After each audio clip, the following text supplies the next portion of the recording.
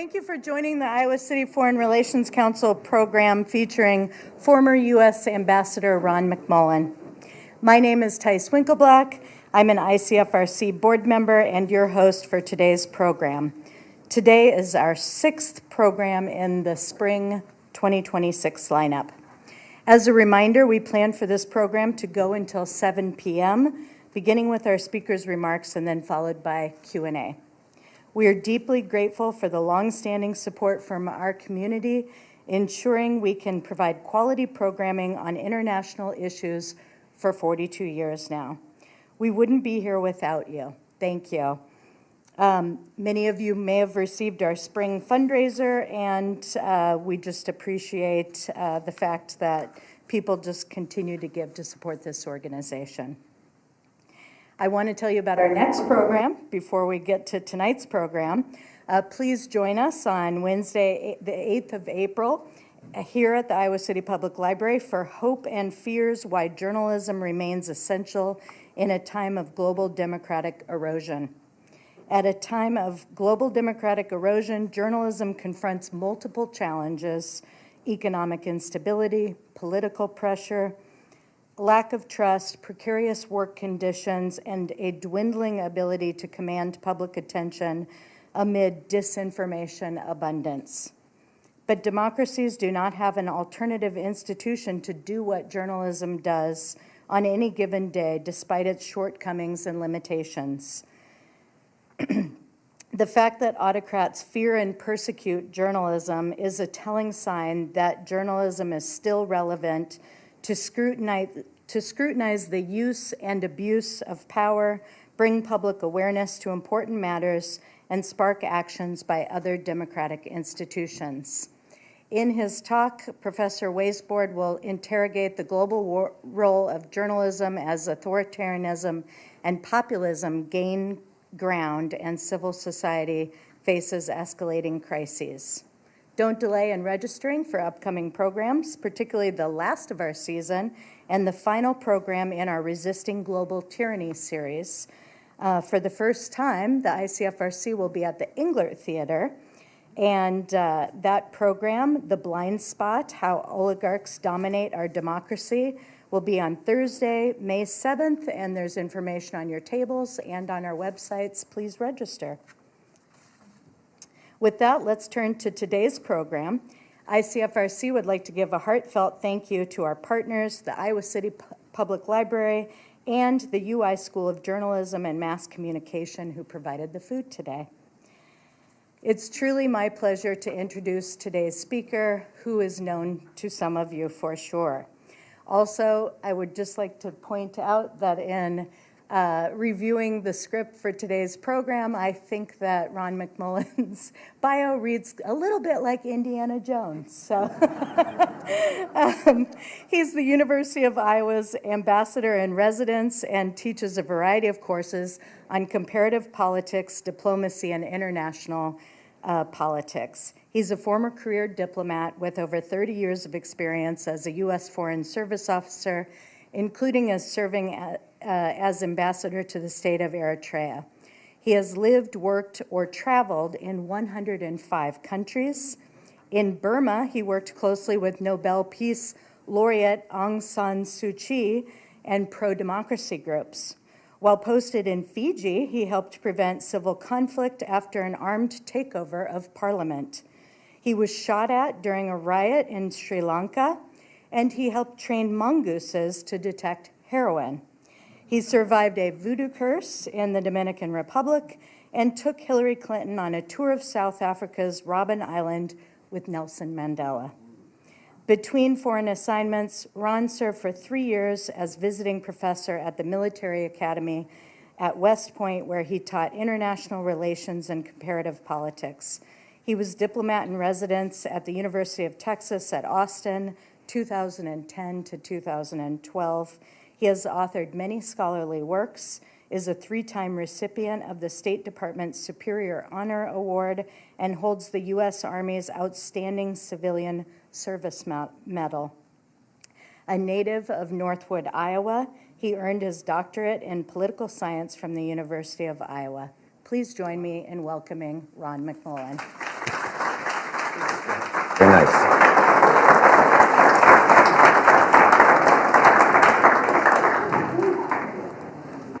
Great to see so many people here tonight, especially students, current and past students here.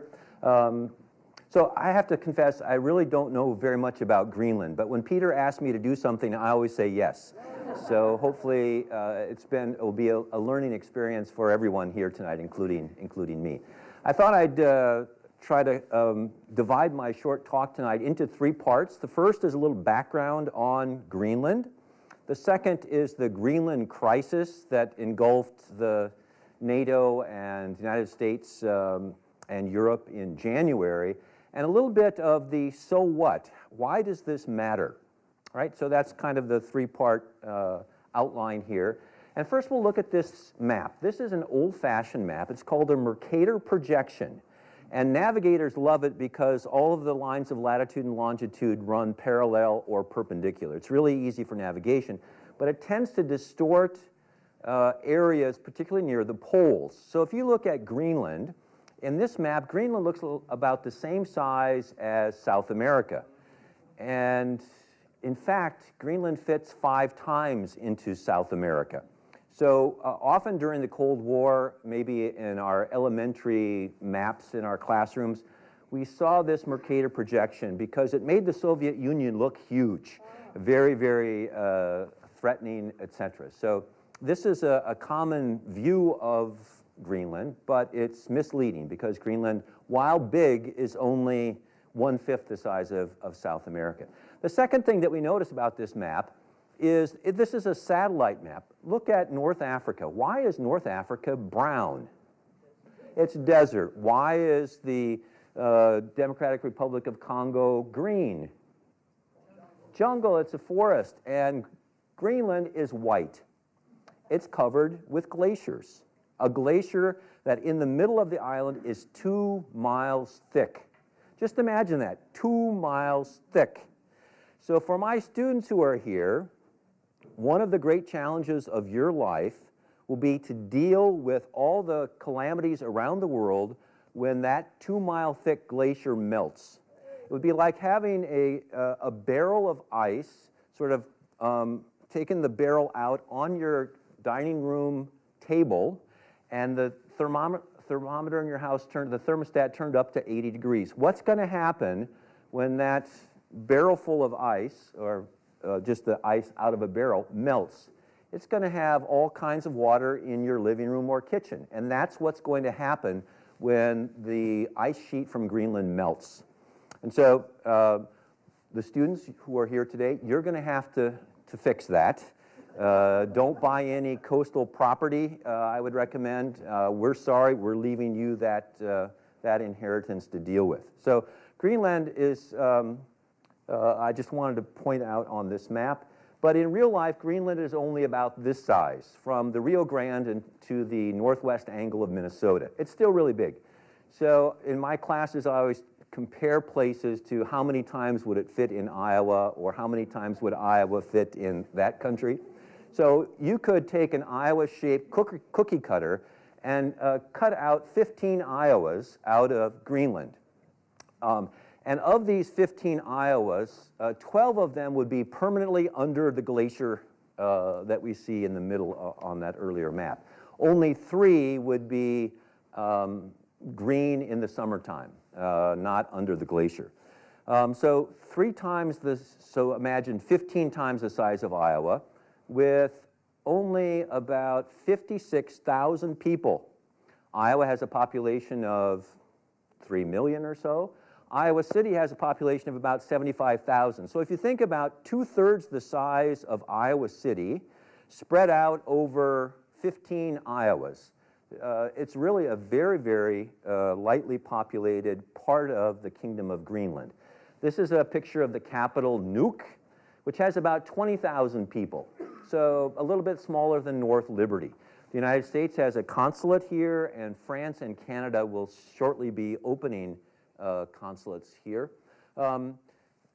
Greenland is part of the Kingdom of the Netherlands, but it has self-rule since 2009, meaning that the only thing that Denmark is responsible for is foreign policy, defense, citizenship, and currency. But Greenland's main export, about 90% of their exports, consists of fish. and they really don't have enough money to run the cost of governance. And everything is very expensive because of the challenges of delivering public services in the Arctic. So Denmark provides about $700 million a year, about half of the budget of Greenland. So Greenland can go independent if it wants to after a referendum with the approval of Parliament in Copenhagen.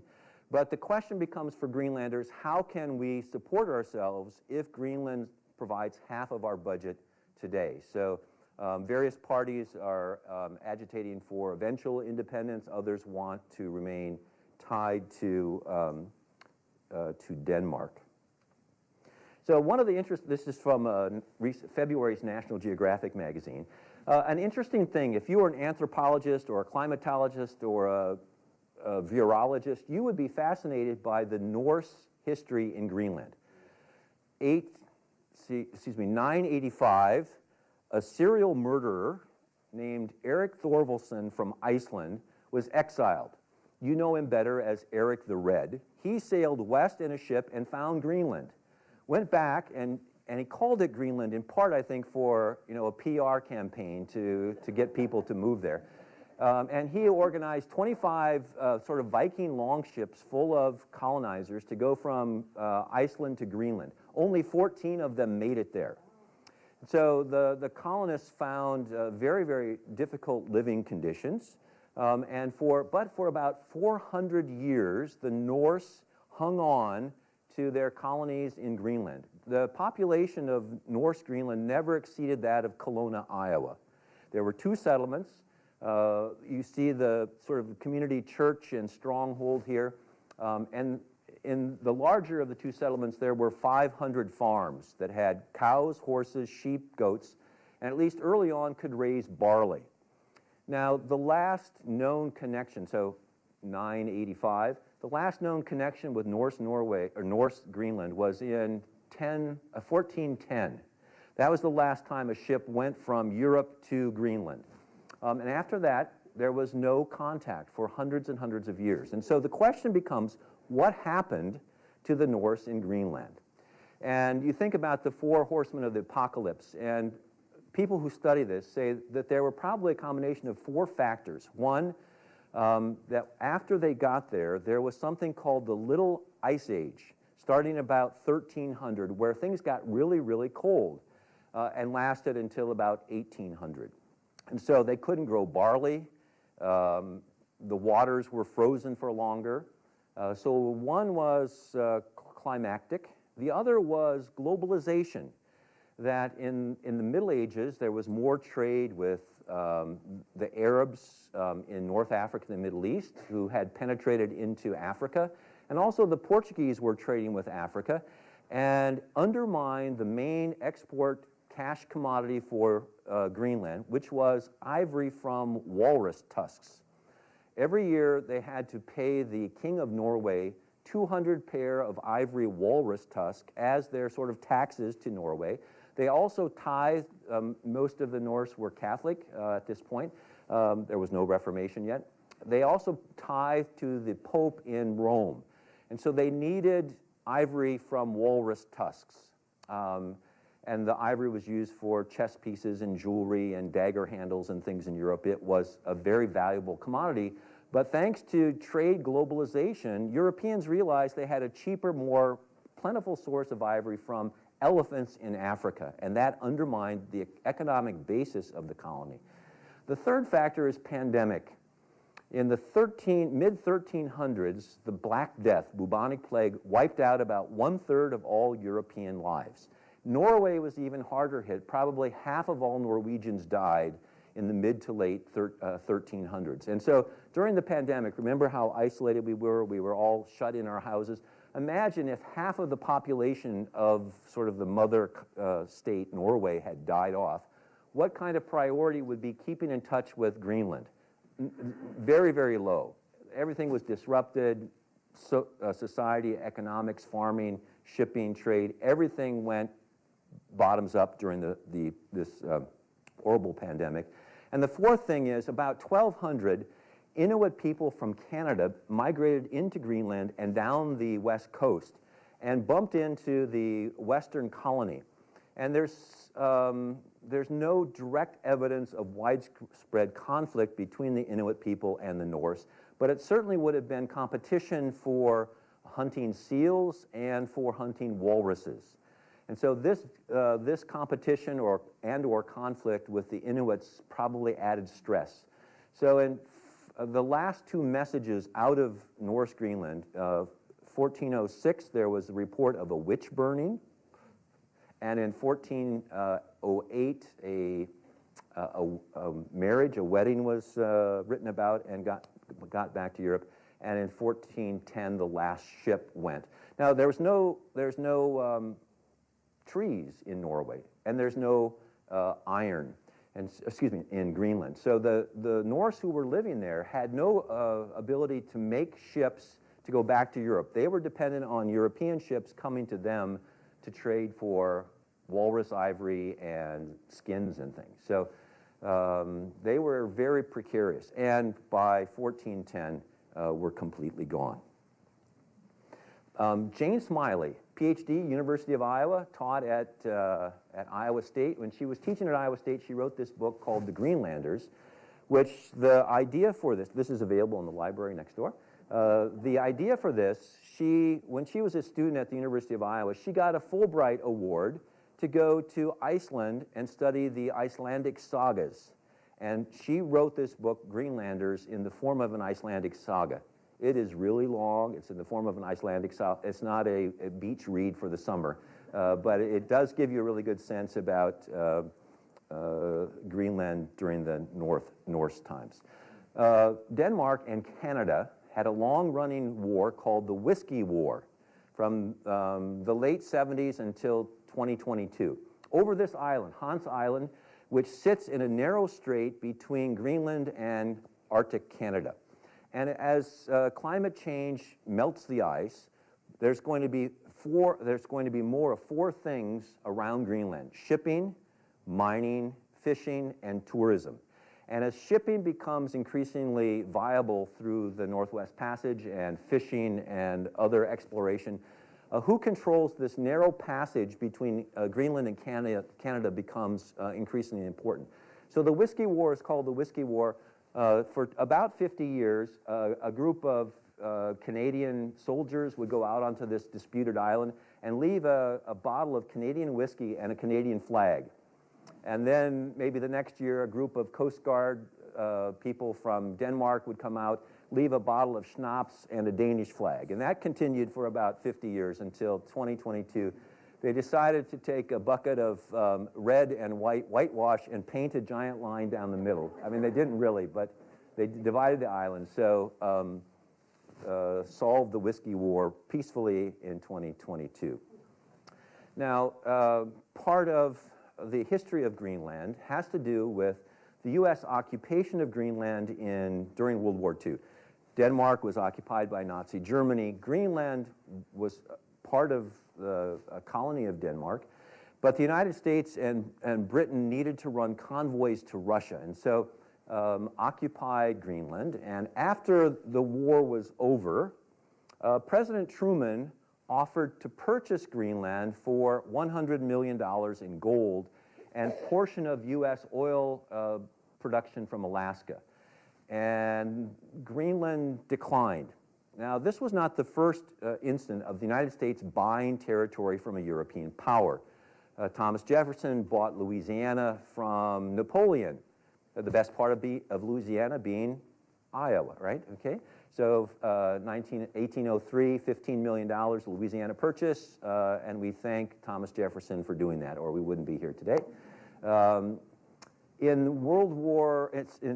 1867, Secretary of State William Seward bought Alaska from the Russians for 37 cents an acre. Seward's Folly, they called it, but who's laughing now? Turns out to have been a good purchase. 1917, World War I, the United States offered Denmark $25 million for the Danish West Indies, and Denmark accepted. You might know them as the U.S. Virgin Islands. So maybe some of you have been to the former Danish West Indies. When I was a vice consul in the Dominican Republic, one day a cute, really short, really old lady came up to my window and sort of reached up and slipped under her passport, which I looked at it, and it was a Danish West Indies passport. And I said to her, I said, who are you and why are you here? She said, I am Agatha Gumbo. I live in the Dominican Republic, but I was a citizen of the Danish West Indies, and I want to go visit my grandchildren in New York. Do I need a visa? And I said, gosh, I don't know. I'd never seen a passport of the Danish West Indies before.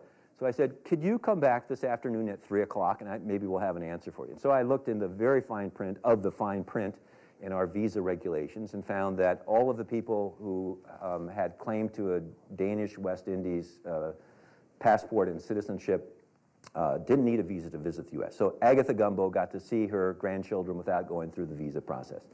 So President Truman offered to buy Greenland after World War II, refused. President Trump offered to buy Greenland in his first term, also refused, which gets us to the crisis. So think about January, just 2 months ago. We're still in March, so in January, what happened on January 3rd? Pardon? Yeah, Maduro. We kidnapped or snatched or captured or whatever President Maduro and his wife from Venezuela. We killed 38 Cuban bodyguards and had some injuries to Americans in the special forces. But it was basically a very successful operation from the view of the United States. We have in place a sort of a pliant Delcy Rodriguez-led government that is doing more or less what Marco Rubio tells her to do. And so for a while there in early January, the United States government was kind of on a sugar high after this very successful, surprisingly easy success in Venezuela in their perspective. So looking around, where else can we use our current clout to get done what we want to get done? And on 2 days after President Maduro was captured, Stephen Miller, who's the Deputy National Security Advisor, said the formal position of the U.S. government is that Greenland should be part of the United States. Greenland is a part of Denmark, a NATO ally. The next day, the White House press secretary said the president and his team are discussing a range of options to pursue this important foreign policy goal, and of course, utilizing the U.S. military is always an option at the commander-in-chief's disposal. So the Prime Minister of Denmark said, any attack, any military move on Greenland will be the end of NATO.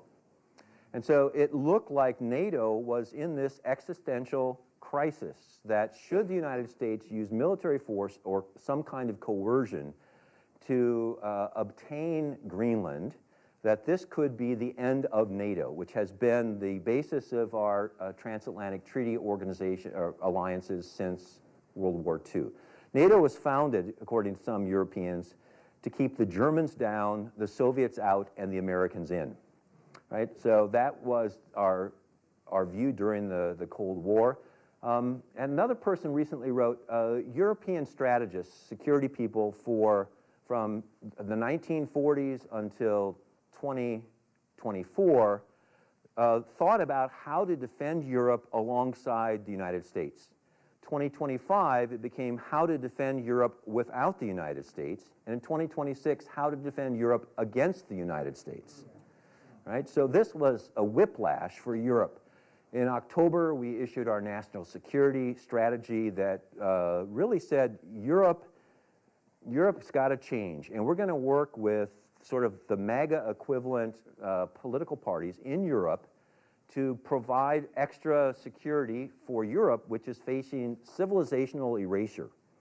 So it looked like the United States was going to directly intervene in the domestic politics of as many European countries as needed to secure their future as sort of white Christian European countries that we could count on, according to the administration. So Europeans have had quite a shock. So part of the reason that President Trump thought that we needed, there are about 5 or 6 different reasons that he expanded. But part of them was that Greenland couldn't defend itself, and Denmark couldn't either. And so as a result of this, 8 European countries in the middle of January sent about, I think, a total of about 3 dozen soldiers and sailors and airmen to Greenland to do kind of a mini little defense training exercise, just to show that, okay, NATO is here, we're willing to help Denmark defend Greenland. But this sent the exact wrong signal to President Trump. On 2 days after this sort of mini joint exercise concluded, President Trump said, "World peace is at stake. China and Russia want Greenland, and there's not a thing that Denmark can do about it. They currently have 2 dog sleds as protection, one added recently." And he goes on to say, "Nobody will touch this sacred piece of land, especially since the national security of the United States and the world at large is at stake. On top of everything else, Denmark, Norway, Sweden, France, Germany, the United Kingdom, Netherlands, and Finland have journeyed to Greenland for purposes unknown." This was the 3 dozen NATO soldiers there on this mini exercise. "Therefore, it is imperative that in order to protect global peace and security, strong measures be taken so that this potentially perilous situation end quickly without question. Starting February 1st, all these countries will be subject to 10% tariff, and on June 1st, the tariff will increase to 25% against these 8 countries for sending 36 soldiers to Greenland. The tariff will be due and payable until such time as a deal is reached for the complete and total purchase of Greenland." So while the Europeans were trying to show that NATO is actually supporting and will defend Greenland, President Trump saw this as a direct threat to his plans or desires to take over Greenland, and announced these measures against the 8 countries that participated in this joint exercise. So the next day, President Trump sent a message, an open letter, to the president of Norway, his name is Jonas Støre. He says, "Dear Jonas, considering your country decided not to give me the Nobel Peace Prize for having stopped 8 wars plus, I no longer feel obliged to think purely in terms of peace." Is that a threat? Maybe. "Denmark cannot protect that land from Russia or China, and why do they have a right of ownership anyway? The world is not secure unless we have complete and total control of Greenland. Thank you, President DJT." So, pretty strong stuff here, and first of all, the government of Norway doesn't give the Nobel Peace Prize. It's a committee comprised of Norwegians that does this. It's not the government. So, yeah, lots and lots of hyperbole and incomprehensible arguments here, and just some. So, luckily, it looked like we were heading for major catastrophe with NATO. On the 21st, on the outskirts of the Davos conference, a real Trump whisperer, the Secretary General of NATO, his name is Mark Rutte. He works with our U.S. ambassador to NATO, who currently is Matt Whitaker from Ankeny. Matt Whitaker played tight end for Hayden Fry's Hawkeyes. He's currently our political appointee to NATO, and works closely with Matt Rutte, who talked President Trump down from this. And so President Trump says, on the 21st of January, said, "I'm pleased to announce that we have a deal for a framework for peace, or we have a framework for a deal for peace about Greenland."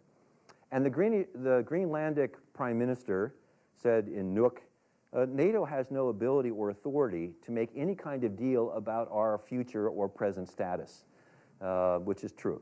But President Trump said, "Tariffs are off, and I take the military option off the table." Now, the United States, if it's worried about defending Greenland, Greenland is subject to NATO Article 5. So if somebody attacks Greenland, all of the NATO countries can respond under NATO Article 5, under collective security, collective defense, and come to Greenland's defense. And also, the United States in 1951 signed an open-ended agreement with NATO with Greenland to have basically an unlimited number of military bases there. We currently have one up here at Butefik, which is run by the U.S. space program. It's an early warning missile place. We have about 150 Space Force members there.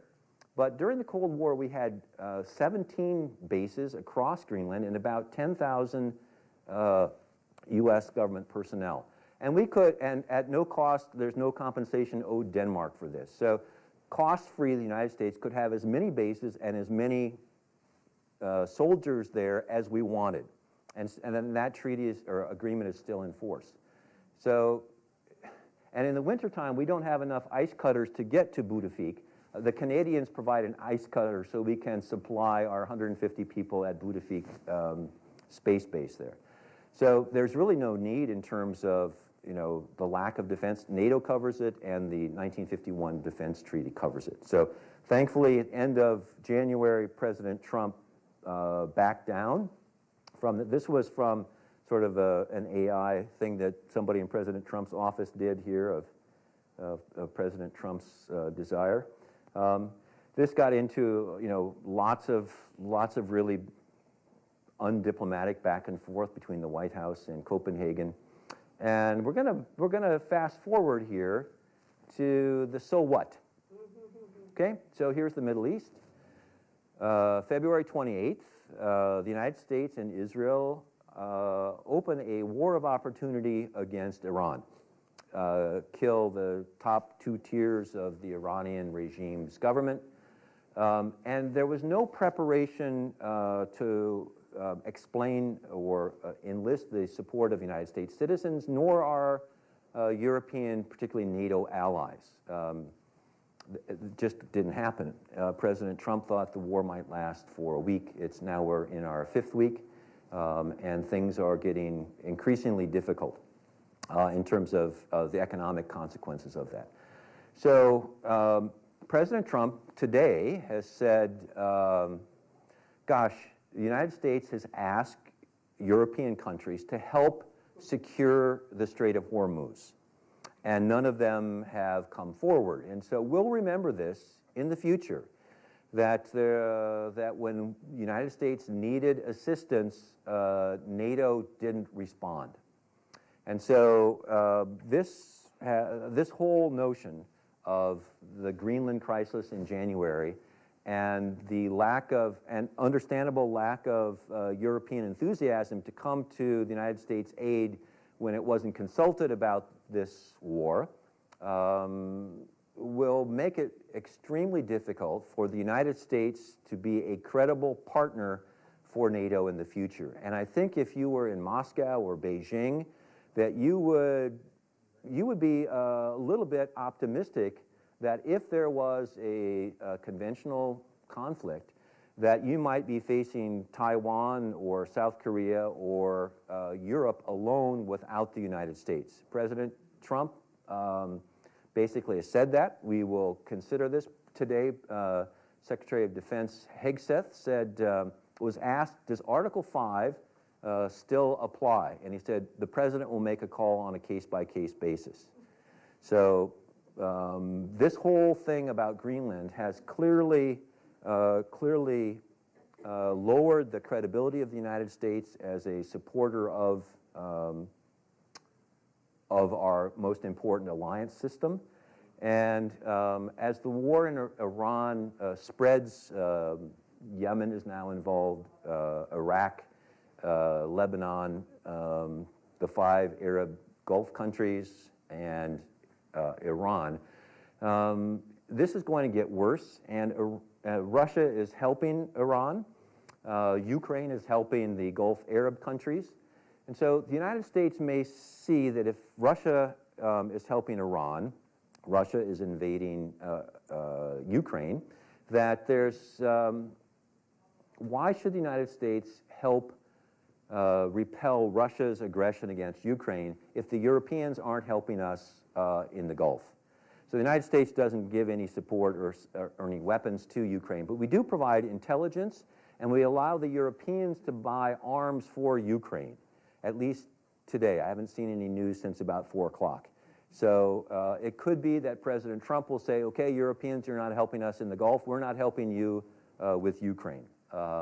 President Trump has basically done a 180 on President Biden's support of Ukraine and is now closer in political alignment with Putin's Russia than with Ukraine right now. And so we may see this distancing between the United States and the European members of NATO widen, with Ukraine particularly at risk, I think.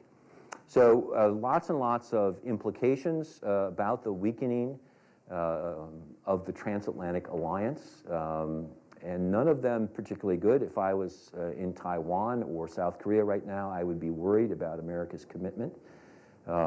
President Trump has long seen allies not as strengthening our collective security, but as free riders sponging off of America's generosity. And so it's been a fundamental shift in how the U.S. has dealt with allies since the end of World War II. And so lots of implications that will spin out from this. I don't know what there'll be. Do you like $4 a gallon gasoline? Since Iowa's corn is mostly used as a fuel now, the price of corn should go up as well. That's the silver lining, right, in all of this? I don't know. I don't know.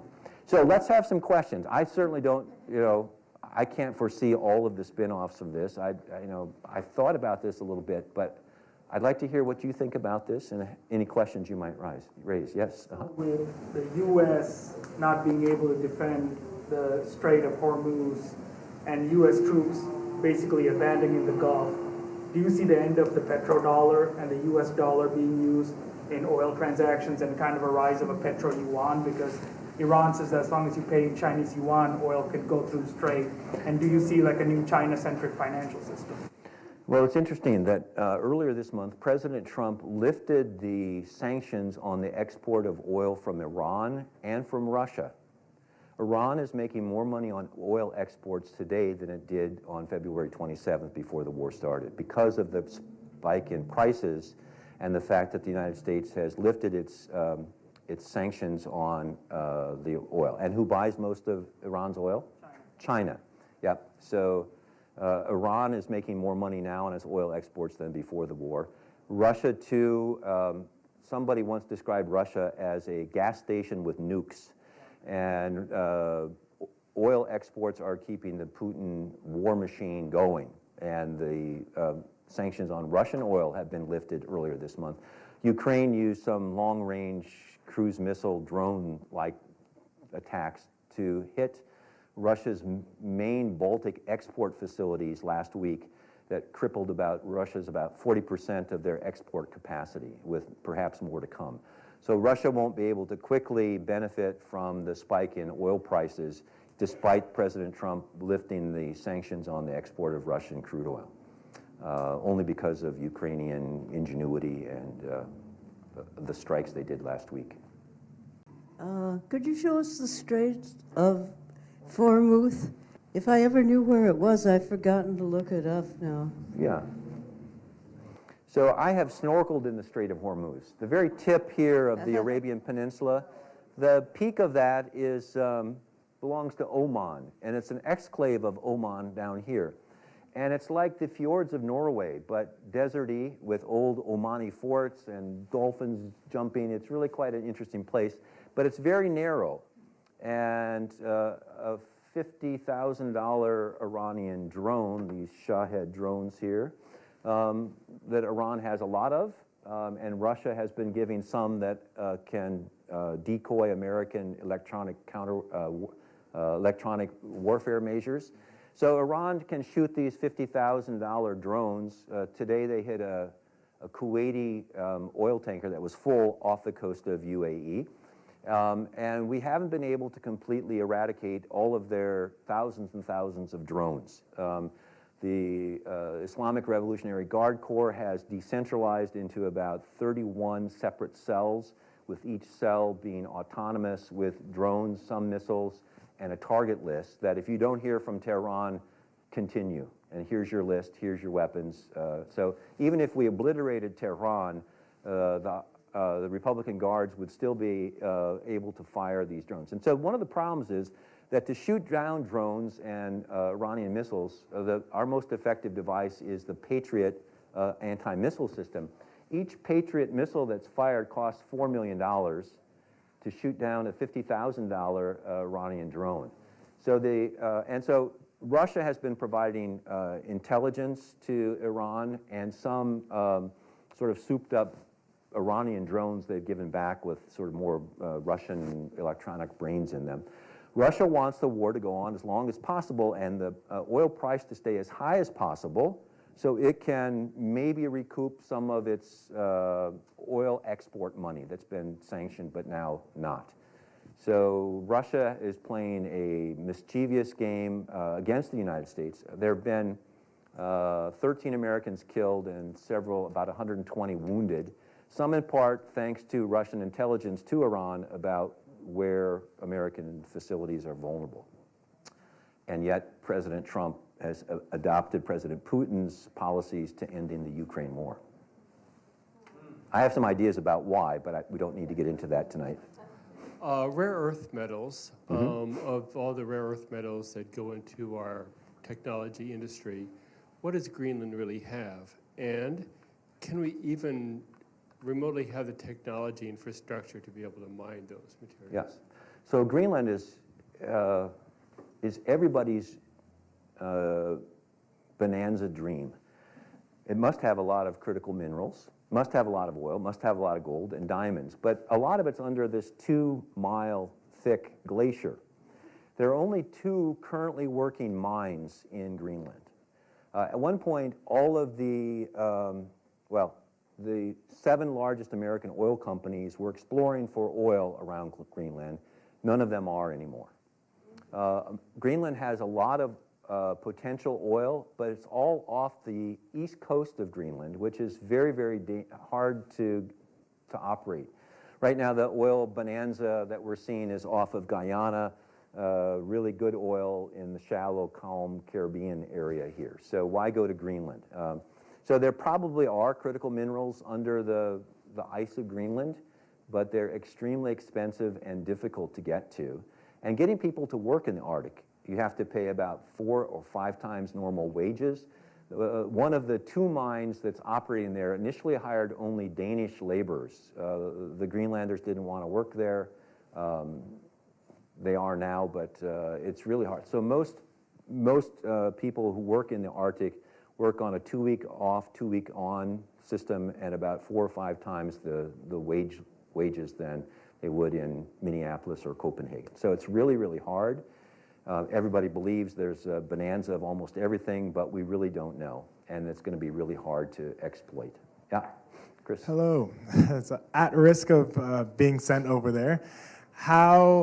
What is your opinion on how long the Iran-Israel-U.S. conflict will last? Will it turn into a larger kind of global regional conflict? And will the midterms election have any impact on whether the war will continue or not? Yeah, it's interesting. Some analysts have said that America is most militant from Friday to Sunday, and often on Monday morning, President Trump will announce before the markets open that there are talks and we're almost there. It's going to be peace maybe earlier this week, because he's concerned about inflation, the price of oil, and how the stock market. So President Trump could, like he did on January 21st, say there's a framework for a deal that we're glad the Greenland crisis is over. Later tonight, he could claim that we've decapitated the Iranians, we've sunk their navy, victory is ours, we've won. Now, the Gulf countries are really, really concerned about that, because that means that there will be a wounded, angry Iran with the Islamic Republic still in place, and will have shown that closing the Strait of Hormuz and attacking the vulnerable Arab Gulf states is the way to get the United States to back down. So while they were not consulted in starting the war, they will be the main recipients of Iran's ire should Trump declare victory this afternoon. So it's really tricky. This decentralization and dispersion from central control by it happened after the 12-day war last year. The Republican Guard said, if we're decapitated in Tehran, this is how we're going to continue the war indefinitely. And even if there is a peace agreement between President Pezeshkian or some other, an army officer who overthrows the current government, will these 31 Republican Guard cells abide by that or turn into rogue guerrillas trying to keep the strait closed? We don't know. And the strait has not yet been mined. All of the damage done to these tankers is done by, mostly by drones, but Iran has not mined the straits yet. It still allows friendly ships. I mean, its ships are using the Strait of Hormuz. Pakistan recently on Monday had 6 ships. They agreed with Iran to allow 6 ships through, and so Iran is exporting all of its oil through the Strait of Hormuz right now. So it could be completely stopped, which would cause the price of oil to go even higher, which means the price of corn for Iowa farmers would also go up, right? So Iran has not played all of the cards in its hand yet, and it could get worse before it gets better. Hello. So my question is also about Iran, and it is, with the U.S.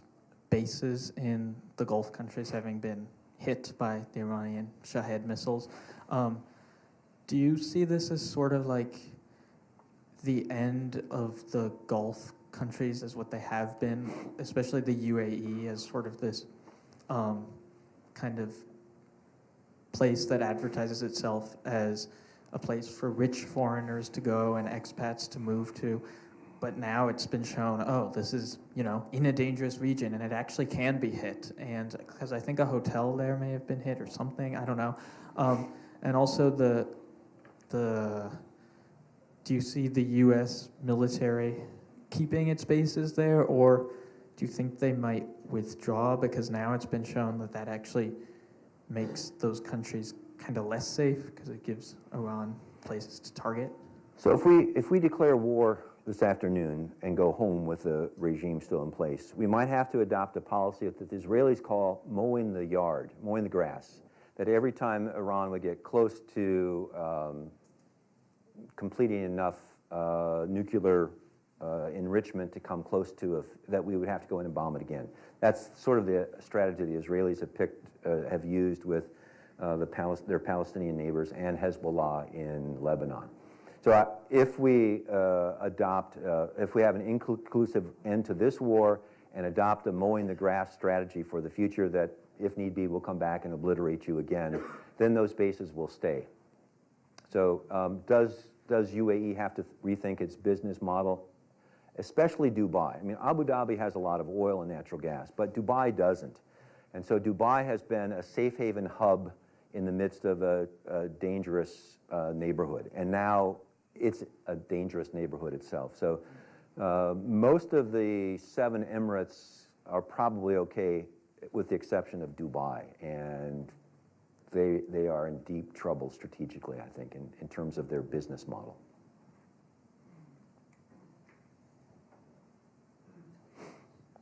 Ambassador, in your opinion, would you say the situation will resolve over or under a year?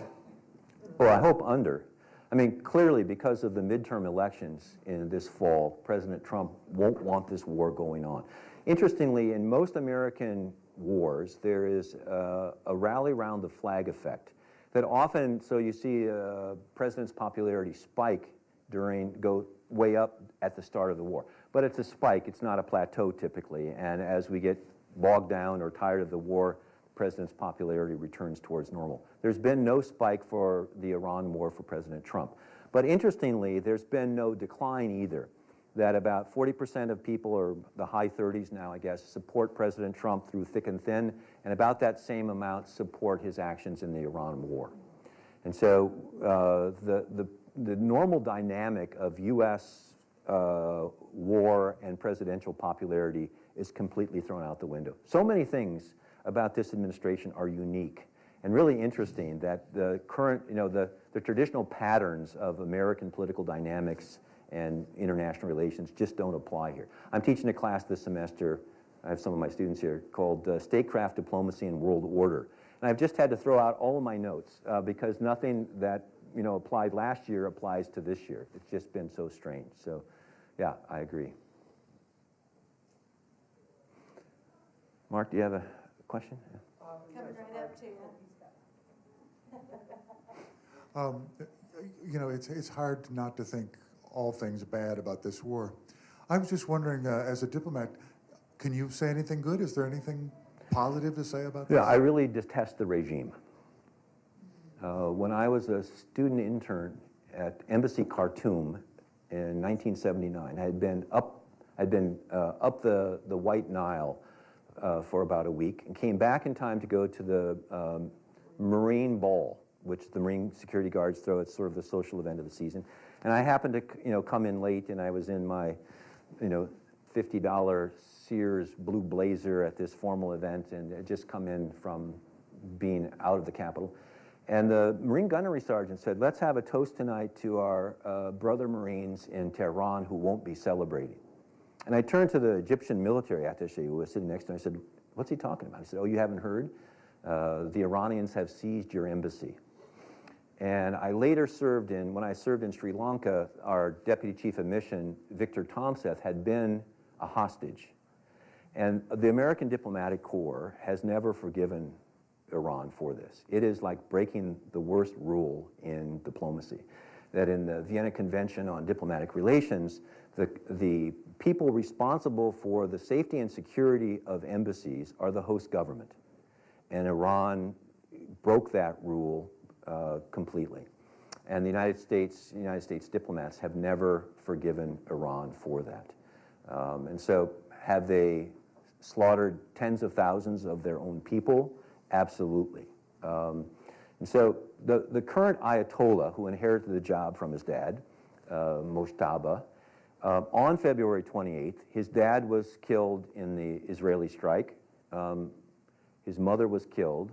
His wife was killed. His children were killed. And his sister was killed. What kind of negotiating stance will he have? There are rumors that he has lost one or both of his legs. Yesterday, it had been rumored that he had been evacuated to a hospital in Moscow. The Russian ambassador yesterday said, no, he's in Iran. But you wonder what kind of negotiating partners we're going to find in Iran. I hope for the Iranian people's sake that the regime fractures and collapses. I hope for the sake of the Gulf Arab countries that the regime fractures and collapses. We have seen some disagreements 2 days ago between the president, Peshkanian, who is a former heart surgeon. And initially in January, when the anti-government protests started, he said the protesters have kind of a point, and then he was quickly shut up. And there's been some disagreement yesterday, publicized, about disagreement between the generals of the Republican Guards and this President Peshkanian, who had former heart surgeon and seemingly moderate by Iranian standards. So maybe there can be a division within the first hope was for a popular uprising, but if that was would be attempted, the Bajis would just murder everybody like they did in January. So hopefully a regime fracture with a moderate appearing that would overthrow the Islamic Republic is what I think the best outcome. But do I have any knowledge of that? Absolutely not. So. Thank you. I'm going to give one more question, and then I'm sure that if you have a burning question, you can catch Ambassador McMullen before he leaves. So, Peter. Ron, thank you so much for this excellent talk. My question, I want to come full circle a little bit to the U.S.'s European allies. They've had quite a bit of whiplash recently. I mean, if we just take Greenland, as you described earlier, and now Trump's overtures, to use one word, to European allies to participate, to work with the United States in Iran. And they have, as far as I can tell, have been very reticent to do so, in limited terms perhaps, allowing some of their bases to be used, but in limited terms. What is your sense for how the Europeans see this war, and in relation to relations with the United States going forward, particularly because the U.S. did not consult them, but now wants them to be engaged, want them to be partners, at least as a backseat driver? I think the European consensus is this was not our war. And while they have declined to provide resources to open the Strait of Hormuz, some, like Britain, Germany, and France, allow basing and overflight. Others, like Spain, don't even allow overflight. The Europeans, I think, have taken to heart the crisis, the Greenland crisis of January, and have seen that President Trump is not a reliable partner for NATO. And in late January, the EU signed a long desired trade deal with Mercosur, this South American trade group. I think it will be hard for the United States intelligence to get a free and sort of two-way sharing of intelligence with our European allies as a result. I think European military purchases of U.S. equipment are going to decline. And I think generally the European purchases of software and AI and all kinds of high-tech things is going to decline out of concern that these could perhaps be switched off or used in the event of conflict. So I think the U.S.-European relationship in general will be really stressed in the next 4 years, 3 years, and maybe beyond, depending on how people decide to vote next time around. So yeah, I think it is really, it's the lowest U.S.-European relations have been since the Suez War in 1956, when France and the UK and Israel invaded Egypt, and Eisenhower basically said to France and Britain, get out. And they did, but resented it. That was maybe the lowest point in transatlantic relations, but this is a close second right now, I'd say. Thank you so much. I want to invite all of you to come to the next program on Wednesday, April 8th, here at the library at 6 p.m. for Hope and Fears, Why Journalism Remains Essential in a Time of Global Democratic Erosion.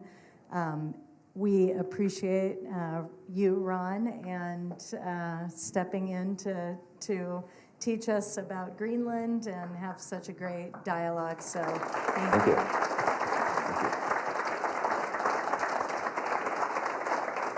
Thank you all, and have a lovely evening.